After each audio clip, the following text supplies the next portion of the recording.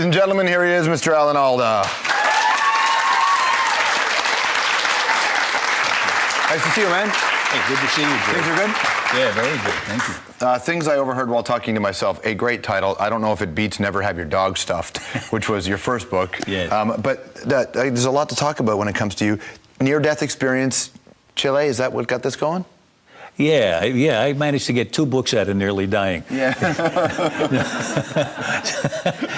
Actually, you'd think you should be able to get more. I mean, that's a pretty good that's right. thing to happen. That's true, but you've been busy in between. I have, yes. Yeah, I only nearly die once in a while. Right. But so what happened? I was on top of a mountain in Chile, and I got this. I was interviewing scientists in an observatory, and I got this pain in my stomach, and it got worse. It got so bad I would have been glad to die. It was really, really bad, and I had a strangled intestine. It was about that much of it was dead, and they had to take it out. The guy said, the doctor, they carted me down the mountain, you know, and in an old ambulance that looked like an ambulance for MASH. It was like really old. So he takes me down, they get me down there about an hour and a half, and the doctor says, a guy who was an expert in this problem in this small town in Chile, and that saved me alone. And he said, what's happened is some of your intestine has gone bad, and we have to cut out the bad part and sew the 2 good ends together. And they said, oh, you're going to do an end-to-end anastomosis. I mean, you should have seen his face when I said that. He said, how do you know that? I said, oh, I did many of them on MASH. Right. And it was, in fact, that was the first operation I learned about on MASH. This one I was going to have now. And he used to watch MASH when he was in high school. When you're going through that, do you have your real moment? Because, you know, we all say, I think I'm going to die, but you probably think you're going to be okay. When you actually face it and things don't look good, what was going through your head? Just taking care of business. I was shocked. I'm shocked to think back on it, that I wasn't scared. I didn't worry about dying. All I was thinking about was, I might not wake up from this operation, so I want to get a message to my wife and my children and grandchildren. That's all I thought about, and I dictated a few words to them. Very pedestrian words, by the way. What did you say? I mean, you'd think I could have come up with the Gettysburg Address. It's the last thing that I have on my mind, and I say, I love you, I know you'll take care of the family, don't ever, you know. But what else are you going to say? What else is there worth saying except at a moment like that? Certainly. You know? It's actually, it sort of rings true to you, though, in that so much of your career and your life choices have been about your family. Yeah, that's true. And a lot of guys in your position, family is the afterthought. And for you, you made a lot of decisions to keep them in your life. Well, I'm so much better than those other people. Oh, clearly. Clearly. Yeah. If you, of late, I mean, you keep working. I always sort of laugh at the fact that for a guy who seems to have the values that you have, you seem to be becoming very popular playing really hard-line right-wing guys. The Aviator, even the Republican in the West Wing, like you really are. The guy in the West Wing, you know, that was one year where I played 2 Republican senators in the same year. And one was a really bad guy in Aviator. And the guy in West Wing I thought was a very principled guy. And, you know, he had his own way of looking at things. But he wanted to do the country good. Weren't you asked to actually be a senator? I was. Isn't that amazing? When I was doing MASH, when MASH was very, very popular. And I think twice I was visited by a political club in New Jersey where I lived. And they said, we'd like you to run for senator, for a U.S. senator down in Washington, you know. And I said, and right away I knew, I didn't have to think about it. It's one of those things where I knew right away what I valued, what I wanted to put my time on. Mm-hmm. I said, I'm an actor, I'm a writer. I'm not interested in being a politician, and I wouldn't be good at it. I'm not qualified to run for senator. They said, yeah, but you could win. Yeah. Good enough. Is this how they picked them? Yes. I mean, what if they got a president that way? That could be catastrophic. And what if they didn't even vote for that president and they got that? Politics plays big in your life, right? I mean, you're obviously you're very much an active guy. I don't talk about politics. It may sound like I do now, but I don't. Those are just little fripperies. But I don't talk about politics in public anymore. I haven't for about 25 years. What, did you have a bad experience? No, it's that I think I can be more effective as a person as a member of the community, doing what I really know how to do, which is to act and to write. And it gives me more time to get better at those things. I think I like it better. You know, it's not. I want to be effective when I do things. I don't want to just hear myself talk. And we don't need one more person telling us what we should think who doesn't necessarily have any qualifications, but he believes in it. Just because you believe in it doesn't make it right. Right, but there's the idea that your position and your celebrity can hold some other value to do other things. You're an activist of sorts, I know. aren't The thing is, if we just keep putting people up because people will listen to them, then I think we get out of the habit of asking people to come up with evidence for why they're saying what they're saying.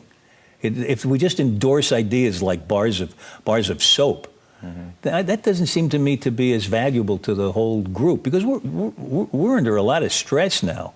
We really need people to talk seriously, I think. I wish they would. Here's the one thing I'll say political. Okay. Why won't they listen to one another? Why are we're all suffering from the fact that we have real problems in all the countries of the world, and the people who are in charge of our lives are having these little petty battles about partisanship, and you know, my group is better than your group, so your idea is no good. Well, the cynic, and by the cynic I mean me, could say that because those people who are put in charge don't actually care about the people. They care about getting themselves elected over and over again. They can't all think that, Not can they? all, but there must certainly. be some number of them who maybe could become a critical number. It's just none of them are in the G8. That's the problem. It's in the smaller countries, perhaps, where they care. And Tony Blair had a moment when he was in charge. In this new version of you, this reborn version of you, after the whatever you call the endo, whatever, you know, after that, do you seek out projects differently? More so after that, but for a while now, I've been only doing things that really interested me, or take a chance. Maybe if they interest me enough, then it's just on the edge. I'll take a chance with it, you know. But when I say interest me, I mean, here's what it is. If I get asked to do a movie and it's a movie I'd like to go see, then I think it might be fun to make. If it's a movie I don't want to go see, I don't want to spend weeks or months making it. Right. You know? So I'm not going to see you in Wedding Crashers 4. Oh. Gee, I don't know. Jane Seymour was awfully good. It really was. Let me read you your first book when it came out. Oh, I read this. I know you read this one. So this book here, the first line is, "I was so glad not to have died that day. I made it my new birthday." Yeah, right? October 19th. Right. In the previous book that you wrote, which is we had Did I say the same thing? Well, no. But how my mother didn't try to stab my father till I was 6 or something like that? Yeah. Yeah, I kind of like good first sentences. You know? No kidding. Yeah, well, that's a pretty good first sentence. My mother didn't try to stab my father until I was about 6. Until I was 6, yeah, and that's true. I mean, that's not just for effect.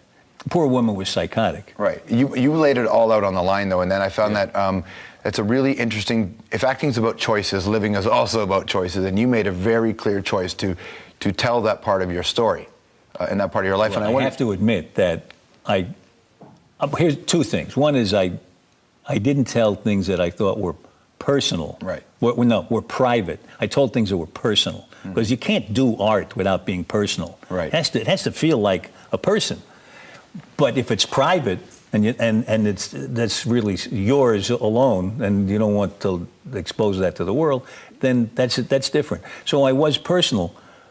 But here's the other thing. As much as I could, I wanted, because I had a good story to tell, I didn't want to leave much out, you know, because it was such to me, an engrossing story of this little boy trying to grow up in these weird surroundings, standing in the wings watching burlesque at the age of 2. Staying in the change room. While the women, the chorus girls are changing their clothes. Turn your back now, Allie. We're going to change our clothes. And I'm standing with my face pressed against their silk costumes. And I can smell the perfume, and I can hear the rustle of their clothes behind me. Well, it all makes you the man that you are, right? Right now.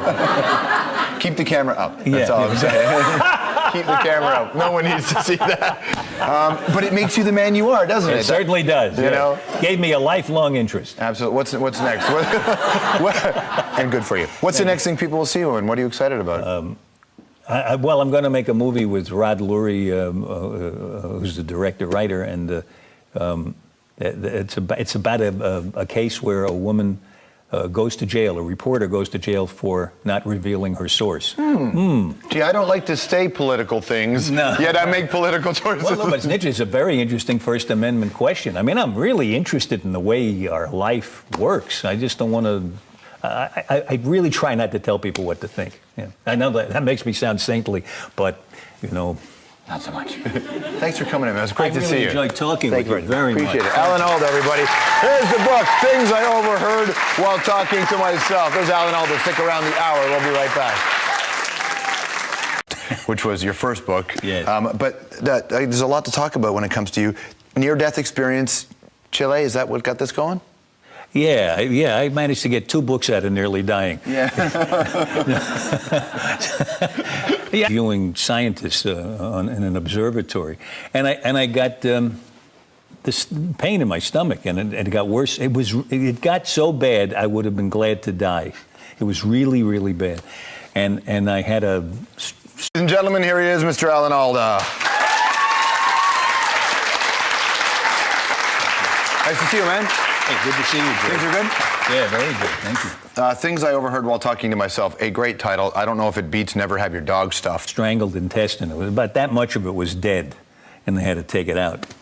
The guy said, the doctor, they carted me down the mountain, you know, and in an old ambulance that looked like an ambulance for MASH. It was like really old. Actually, you'd think you should be able to get more. I mean, that's a pretty good thing to happen. That's true, but you've been busy in between. I have, yes. Yeah, I only nearly die once in a while. Right. But so what happened? I was on top of a mountain in Chile, and I got this, I was interviewed.